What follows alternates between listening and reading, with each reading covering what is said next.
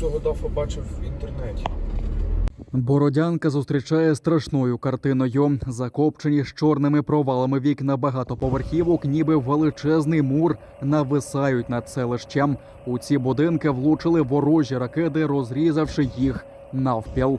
З 1 березня селище бомбили російські літаки. Рятувальники ще не встигли розібрати завали. І під горами бетонних плит досі залишаються тіла людей. Перш за все, я хочу сказати, що на власні очі ми тут побачили, що окупанти, ці російські орки, творять з мирним населенням, цивільним, неозброєним, з дітьми. Вони знищували населені пункти. Ми зараз бачили в Бородянці, що вони зробили. Вони зруйнували майже всі домівки звичайних мешканців.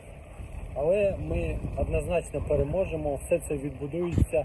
І за кожну дитину, за кожну людину вони будуть відповідати.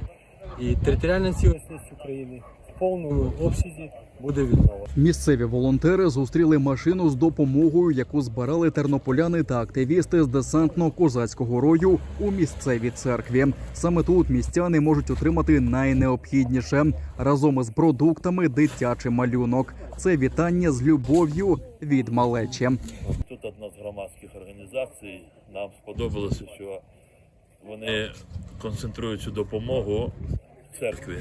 Бородянки, церква. Я не знаю, якого вона патріархату, хай вона, це не має значення.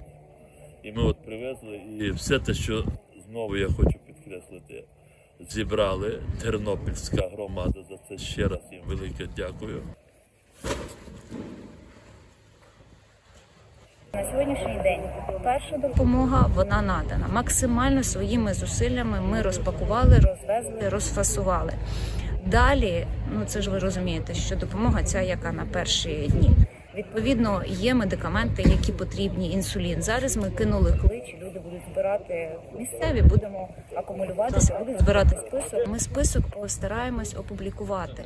Ми кинули клич, і люди допоможуть зібрати перелік медикаментів, в яких є потреба. Я щиро вдячна Олексію Колебі і Андрію Єрмаку, які допомогли. Зараз встановлюється вишка і вже починає відновлюватися зв'язок, принаймні в Бородянці. Дасть Бог, скоро відновиться електроенергія. Відновити електропостачання та знешкодити боєприпаси, що не розірвалися. Головне завдання, кажуть представники місцевої влади.